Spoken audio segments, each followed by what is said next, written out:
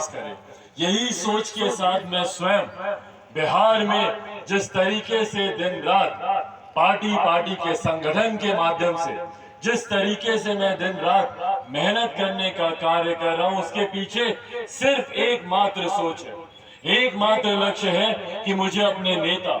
अपने पिता स्वर्गीय रामविलास पासवान जी के तमाम अधूरे कार्यों को पूरा करना है जो वो अपने रहते रहते करना चाहते थे, जिनमें से यकीनन शक्ति कुमार शोला जी की प्रतिमा लगाना भी एक कार्य था। आज मुझे खुशी है और मुझे यकीन है कि मेरे नेता, मेरे पिता जहां कहीं भी होंगे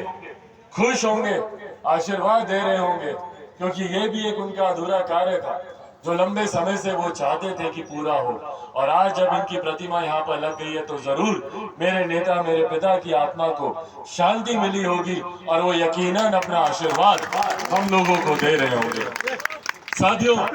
आज जब हम लोग इनकी प्रतिमा लगा रहे हैं, हम लोगों को इस बात को भी सोचने की जरूरत है, इस बात पर भी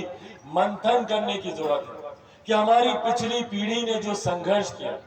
क्या सही मायनों में उनके संघर्ष को हम लोग अंजाम तक पहुंचा पाए हैं?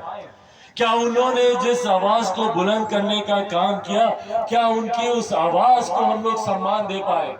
मेरे नेता, मेरे पिता ने 50 साल से ज्यादा, 5 दशक से ज्यादा सक्रिय राजनीति को दिए ताकि समाज के वंचित, शोषित, गरीब वर्ग से आने वाले लोग मुख्य धारा के साथ जुड़े, मेरा प्रदेश एक विकसित राज्य बने, उसके लिए उन्होंने दिन रात संघर्ष किया।